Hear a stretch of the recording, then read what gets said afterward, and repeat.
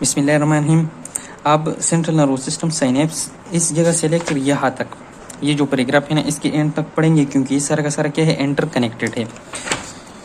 तो पहले यहाँ पर ये डिस्कस करते हैं ना कि साइनेप्स का इम्पोर्टेंस क्या है, इसकी सिग्निफिकेंस क्या है। तो इसकी सिग्निफिकेंस ये है ना कि ये एक सिग्नल को एक न्यूरॉन से दूसरी न्यूरॉन्स को ट्रांसमिट करेंगे। अब ये लेट से एक न्यूरॉन है, सही है, और ये दूसरा न्यूरॉन है। ये न्यूरॉन सिग्नल ट्रांसमिट करेगी इस वाले को, तो इस न्यूरॉन की एक्सान और इसकी डेंड्राइट्स ये एक जंक्शन बनाएंगी। उस जंक्शन को हम क्या कहेंगे, साइनेप्स। अब ये जंक्शन उसकी बॉडी के साथ भी हो सकता है, लेकिन मोस्टली एक्सान और डेंड्राइट के दरमियान होते हैं।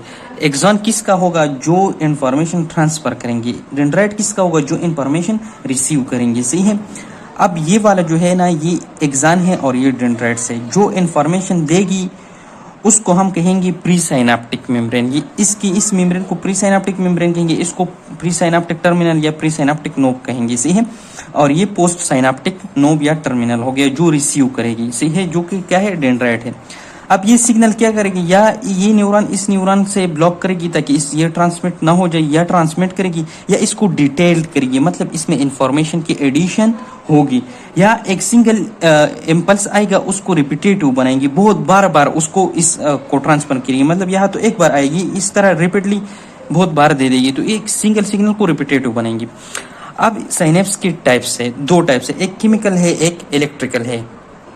केमिकल को केमिकल इसलिए कहते हैं क्योंकि ये प्री साइनेप्टिक नोब से एक केमिकल रिलीज करेगा जो कि पोस्ट साइनेप्ट की रिसेप्टर पर अटैच होगा और फिर वो पोस्ट साइनेप्टिक मेम्ब्रेन में चेंजेस लाएगा, सही है। उस केमिकल को बोलते हैं न्यूरोट्रांसमीटर। अब ये जो न्यूरोट्रांसमीटर होते हैं ये डिफरेंट होते हैं, या तो ये इनहिबिशन कस करेगा या excitation of the post synaptic membrane.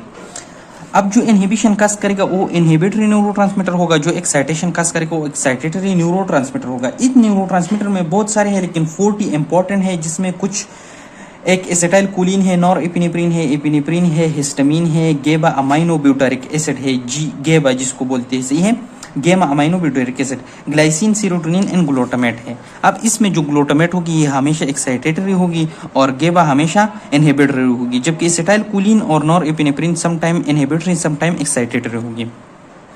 अब इसके बाद ये जो है ना ये बहुत ज्यादा होती है, 99% होते हैं, ये 1% होती है, सही है। ये सीएनएस एंड स्केलेटल मसल में होंगे और ये कार्डिक एंड स्मूथ मसल में होंगे, जो इलेक्ट्रिकल है। अब ये जो इलेक्ट्रिकल है ये डायरेक्ट ट्रांसफर आप आयन करेंगे, किस तरह की, इस दोनों का मेम्ब्रेन एक दूसरे के साथ चिपका हुआ होता है एक चैनल के थ्रू, जिसको बोलते हैं गैप जंक्शन। और ये जो होते हैं ना ये डायरेक्ट आयन जो कैटायन और एनायन हो वो प्री साइनेप्टिक से पोस्ट साइनेप्टिक में ट्रांसफर करेगी, सही हो गया। अब ये जो केमिकल ये यूनिडायरेक्शनल है, ये हमेशा जो पोस्ट प्री साइनेप्टिक है उससे पोस्ट साइनेप्टिक तक जाएगा ताकि ये अपने टारगेट टिश्यू, टारगेट सेल तक पहुंचे। और ये इसलिए क्या है, हाईली फोकस्ड होता है क्योंकि ये अपने टारगेट तक जाना पसंद करता है सिर्फ और सिर्फ। जबकि जो इलेक्ट्रिकल होता है ये बाई डायरेक्शनल होता है, ये प्री से पोस्ट में भी जाता है और पोस्ट से प्री में भी जाता है, सही हो गया। इसके प्री और पोस्ट से जाने का मतलब ये होता है कि क्योंकि ये डिफरेंट इम्पल्सिस को एट अ टाइम रिस्पॉन्स दे सकता है, जबकि केमिकल एट अ टाइम सिर्फ एक इम्पल्स को रिस्पॉन्स देता है। जब तक वो एक इम्पल्स अपने टारगेट टिश्यू तक नहीं पहुंच जाती ये दूसरे इम्पल्स को बिल्कुल भी नहीं लेता। जबकि यहाँ पर क्या होते हैं, बहुत सारे सब थ्रेशोल्ड, मतलब थ्रेशोल्ड लेवल लेट से 4 मिलीवोल्ट है डिपोलराइजेशन के लिए, इसके नीचे जब आ जाते हैं बहुत सारे लेट से 39 मिलीवोल्ट पर आ गई, सही है।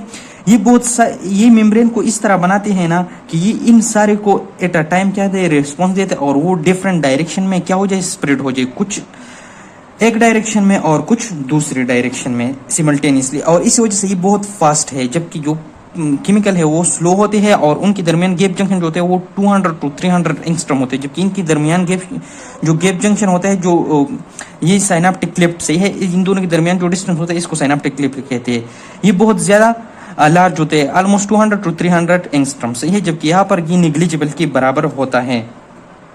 अब इन्होंने एनाटॉमी ऑफ साइनेप्स में क्या किया है कि anterior grey horn of the spinal cord discuss किया। ये कहते हैं कि ये मैंने एक न्यूरॉन ड्रा किया, यहाँ पर इस तरह बहुत सारे होते हैं। ये लोग कहते हैं ना कि anterior horn of spinal cord में जो न्यूरॉन होते हैं वो मल्टीपोलर होते हैं। उसका एक एग्जाम होता है जो बाहर पेरिफेरी में जाते हैं और बहुत सारे डेंड्राइट्स होती है। यहाँ पर जो साइनेप्स दूसरी न्यूरॉन आकर बनाएंगे ना वो कितने होते हैं, वो almost from 1000 to 20,000, from 10,000 to 20,000, सही है। सॉरी फ्रॉम 10,000 टू 20 लाख तक ये होते हैं, लेकिन इनमें जो होते हैं ना फ्रॉम 80 टू 95% इन डेंड्राइट्स के साथ साइनेप्स करते हैं, जबकि ओनली 5 टू 20% जो होते हैं ना वो यहाँ इस सोमा के साथ डायरेक्टली क्या करते हैं, साइनेप्स करते हैं। अब इसका ये एग्जाम हो गया, एक सोमा हो गया और बहुत सारे डेंड्राइट्स हो गई। अब यहाँ पर ये जो साइनेप्सिस आ गई सी है, यहाँ पर कुछ क्या होंगी, वो इनहिबिशन काज करेंगे इस न्यूरॉन में और कुछ एक्साइटेशन, लेकिन एक्साइटेशन के लिए ज्यादा होती है और इनहिबिशन के लिए कम होती है। अब डिपेंड करेंगे कि कौन सी साइनाप्स के थ्रू सिग्नल आता है कि वो इस न्यूरॉन की इनहिबिशन काज करे या एक्साइटेशन काज करे, ये बात हो गई। फिर इस एंटीरियर ग्रेहान की दूसरी जो लेटरल ग्रेहान होगा यहाँ पर, या पोस्टीरियर ग्रेहान, या ये जो स्पाइनल कैनाल की इर्द गिर्द ग्रे मैटर है, इसकी न्यूरॉन में क्या फर्क होते हैं, या तो size of the soma, length size and number of the dendrites, या length size of the axon, या number of pre synaptic terminal. इसमें क्या होगा, इसमें इनकी दूसरी न्यूरॉन के साथ इसकी डिफरेंस होगी, सही है। तो इसी बेस पर डिफरेंट न्यूरॉन डिफरेंट फंक्शन क्या करेंगे, परफॉर्म करेंगे। अब इन्होंने प्री साइनेप्टिक मेम्ब्रेन के बारे में जिक्र किया। तो प्री साइनेप्टिक मेम्ब्रेन के बारे में इस तरह जिक्र किया है ना कि दो स्ट्रक्चर बहुत ज्यादा इंपॉर्टेंट है। एक प्री साइनेप्टिक मेम्ब्रेन में माइटोकॉन्ड्रिया होता है, दूसरा क्या होता है, वेसिकल होता है, जिसमें न्यूरोट्रांसमीटर पैक्ड होती है, सही है। एक ही ट्रांसमीटर वेसिकल हो गया, एक माइटोकॉन्ड्रिया होगा। माइटोकॉन्ड्रिया क्या करते हैं, ये एक एनर्जी प्रोडक्शन है, क्या देगा, एटीपी देगा। एक इसमें रिस्पायरेटरी साइकिल्स होते हैं, तो इसके साथ क्या होते हैं, एसिटाइल कोलिन का जो एसिटाइल ग्रुप होता है ना, ACOA जिसको कहते हैं, वो इसके पास होता है, सही है। तो जब किसी लेट से एसिटाइल कोलिन की प्रोडक्शन होती है तो ये उसको COA ग्रुप प्रोवाइड कर देता है, जो एसिटाइल ग्रुप है, सही है। अब बात यह है ना कि यहाँ पर क्या गया, डिपोलराइजेशन का वेव यहाँ तक पहुंच गया। ये इस तरह के ग्राफ में जो डिपोलराइजेशन का वेव यहाँ तक पहुंच गया, तो यहाँ पर डिफरेंट चेंजेस आते हैं। किस तरह की चेंजेस आती है, ये जो साइनेप्टिक वेसिकल होते हैं, ये पहले जाकर इस मेम्ब्रेन के साथ अटैच हो जाती है, सही है। फिर जब यह डिपोलराइजेशन आ गया तो यहाँ पर होते हैं कैल्शियम चैनल। इस कैल्शियम चैनल को ओपन हो जाता है और कहाँ पर, यहाँ अंदर की तरफ आ जाता है calcium ions to the interior of the pre synaptic terminal. अब ये जब ये कैल्शियम आ गई, ये जो प्री साइनेप्टिक मेम्ब्रेन का ये जो सिक्रीटरी मेम्ब्रेन है ना, यहाँ पर इसके लिए क्या होंगे, बेंडिंग साइट्स होते हैं। ये कैल्शियम आकर इनके साथ चिपक जाते हैं, सही है।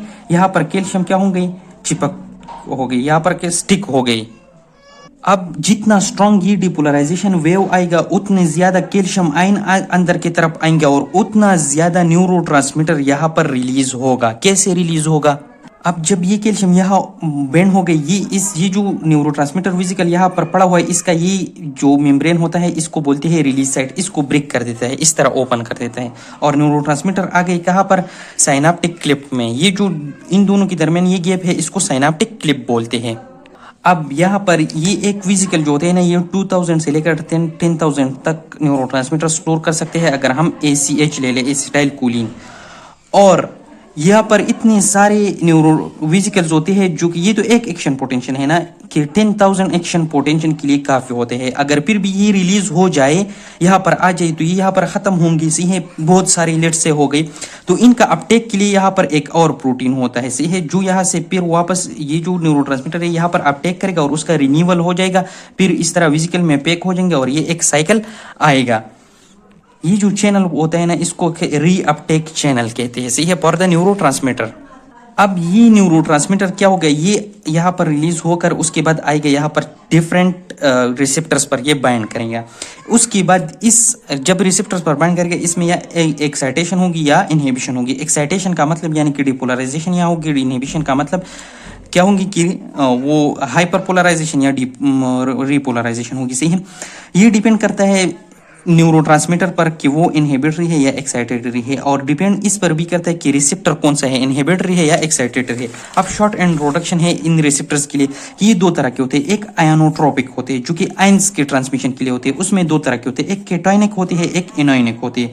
केटाइनिक ट्रांसमिट करते हैं, ये उसके साथ फिर क्या करते हैं, ये रिसेप्टर्स चैनल्स ओपन करते हैं, तो उन चैनल्स की बात हो रही है। तो जो आयनोट्रोपिक चैनल है वो या केटाइन को अंदर ले गया, एनाइन को। जो केटाइन है उसमें सोडियम पोटेशियम कैल्शियम आते हैं जो कि एक्साइटेशन काज करेगा, और जो एनाइन होते हैं वो कैल्शियम अंदर की तरफ ले गए जो कि इनहिबिशन होगा। इसके अलावा एक और रिसेप्टर है जिसको बोलते हैं मेटाबोट्रोपिक रिसेप्टर। इस रिसेप्टर का मैकेनिज्म अलग है, वो एक सेकंड मैसेंजर के थ्रू काम करते हैं, वो बाद में पढ़ेंगे।